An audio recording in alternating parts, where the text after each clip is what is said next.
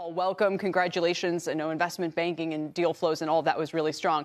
But I'm going to start on the yield curve because what we're seeing between the 2s and 10s right now is a little bit worrisome. And last hour, we spoke with an investor who said that's specifically why there could be some pressure on the financials this year. What would you say about those concerns?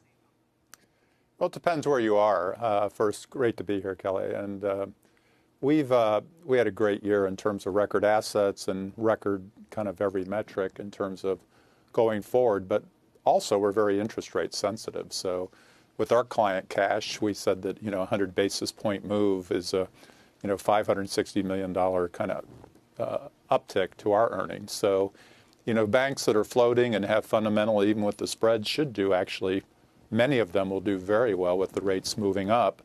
And then, the curve, you worry more about the long-term financing and the long-term play, and then, what can happen in the fixed income markets and things like that. But in terms of our space, the private client group, which is our biggest business, it would be a big tailwind. Yeah. And, the question is longer term, what's going to happen to the market. So in other words, structurally higher rates still allow you to make more money, even if that spread is a little narrow right now.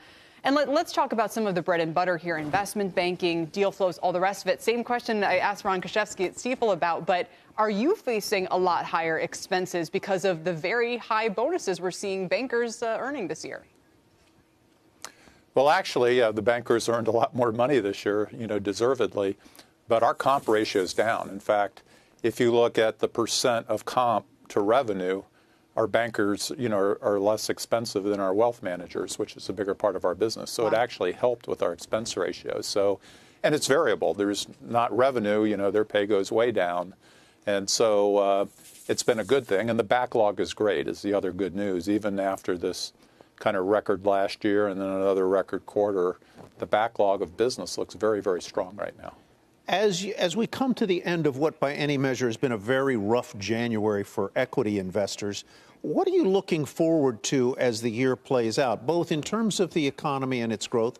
Very good growth last year, obviously, but it's slowing, clearly, the economy. The market, one could say, was getting a little bit ahead of itself. What do you think this year as you look forward? Yeah, it's always hard to predict, especially the short-term future. So the question, like our advisors will, as they manage their clients' expectation, is look to the long term. To me, yeah, rates are going up, but we have to remember they're going up from historical lows. In fact, in Germany, they just turned from negative to positive. That's how low they've been, in 200-year lows in the UK. So rates are going up, but I think there's plenty of room. I remind people that my first mortgage was at 9% on the way to 12%. So 3.5% going to 4% sure will impact the housing market, but still very low fundamentally. And I think for most corporations, if the 10-year moves up another 100 basis points, they're going to be fine. They'll continue to be able to finance relatively cheaply. History has said as those rates have gone up, the market's continued for another 4 years. So I look at our market. Yeah, there's inflation, but there's more supply. I mean, there's more demand than there is supply, and part of that's inventory.